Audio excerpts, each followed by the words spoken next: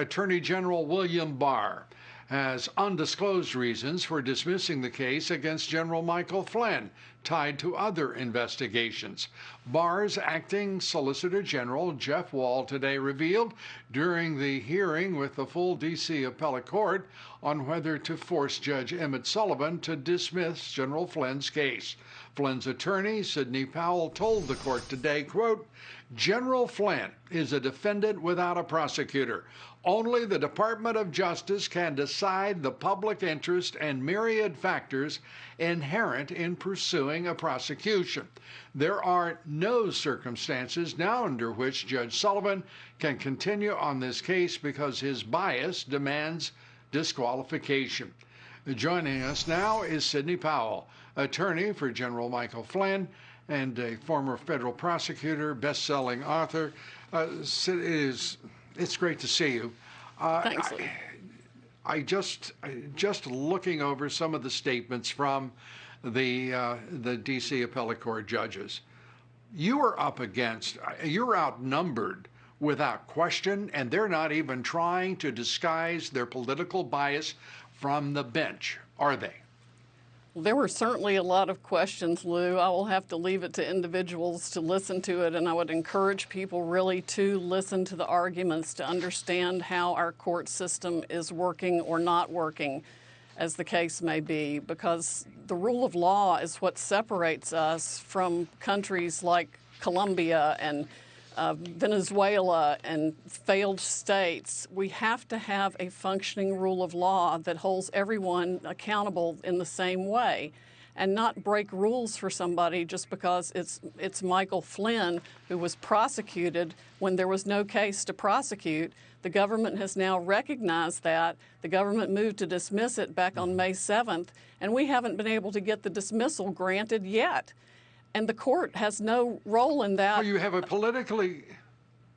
Is it unfair of me to say that it's pretty obvious to all of us who watch and follow and read about this case?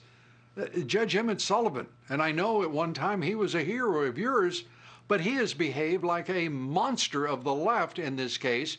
It is despicable what he has done. It is a disgrace to the judiciary, and some of the judges on this D.C. Appellate Court in bank at today's hearing. I'm amused by that, by the fact that they can't speak plain English or plain American from the bench. But I think it couldn't be much plainer to hear what Cornelia Pillard, the judge, said to you today. And I'd like us to put that up as a full screen, if you would, the quote. She said this: "It's the core of any judge's job to assess cases and view the strongest arguments that can be made on both sides. Your position, speaking to you, is no. He can't hear both sides from the law. He has to drop the case like a hot potato without adversary closing argument." What in the heck kind of baldy-roll is that? Well, I was certainly perplexed by that question because one of the requirements in our Constitution is that there be an actual case in controversy.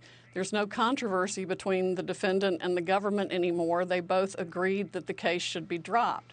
And since only the government can be required to prosecute something, I mean, it can't be required to prosecute something by the court. It can only do it if it chooses to do it. There's nothing left to litigate.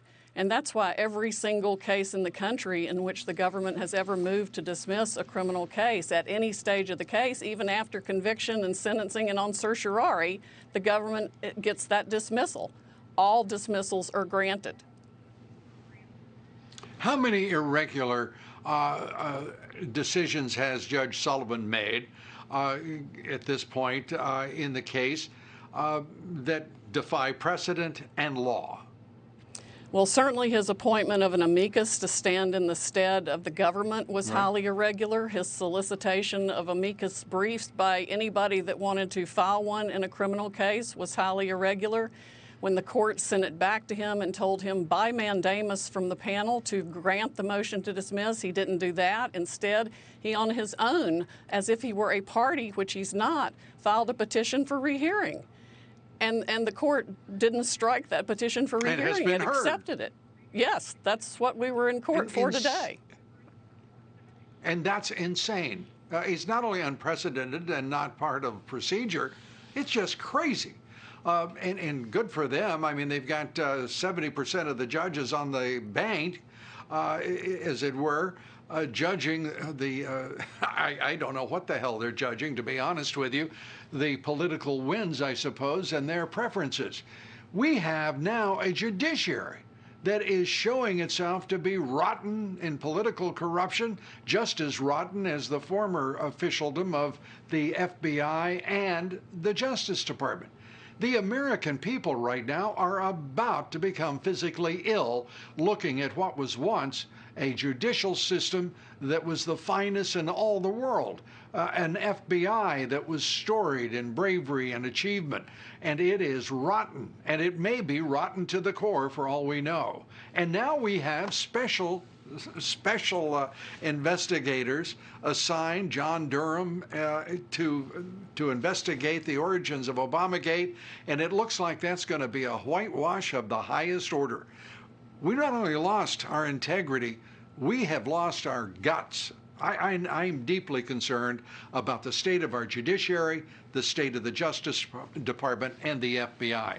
I believe most Americans feel much the way I do. Your thoughts? I'm very concerned too, Lou. I have always held our judiciary in the highest regard. I still do. I still want to. And I understand that sometimes they ask questions to test both sides that don't reflect what they think at all. But it's very important that they put politics out of this and decide the case as if it were John Doe, as opposed to creating a Michael Flynn exception to the rule of law that doesn't apply to anyone else, or that they wouldn't want to apply to somebody in their own family if they were in this situation. This has taken 4 years of the life of a dedicated American patriot who has just done everything humanly possible to serve his country. And it was started by an investigation that was corrupt from the beginning. They had no basis to investigate, and then they made up the false statements against him. And now the government's finally admitted the wrongs and wants to set it right, and we can't get the district judge to issue the order of dismissal. When every case in the country, the dismissal has to be granted. It's always granted because no court can make the government prosecute a case. So it's beyond frustrating, to say the least, that we're still here 3 months later trying to get a case dismissed that can't be prosecuted and should never have been prosecuted in the first place. Well, there's something wrong as well with the highest court in the land, in my opinion. I don't know what the law calls for. I don't know the proper procedure. But I do know that the Chief Justice of the U.S. Supreme Court, watching this unfold, should reach down into the D.C. Appellate Court and grab them by the napes of their necks and say, get with the law and get your heads right. This is disgusting what he is putting up with. The entire federal judiciary looks like what it's become, politically corrupt and disgustingly so. Sidney Powell, we thank you for everything you're doing for a man who has been, along with his family, tortured for 4 years, persecuted, not prosecuted, and now the court doesn't even have the sufficient integrity level to actually make it right.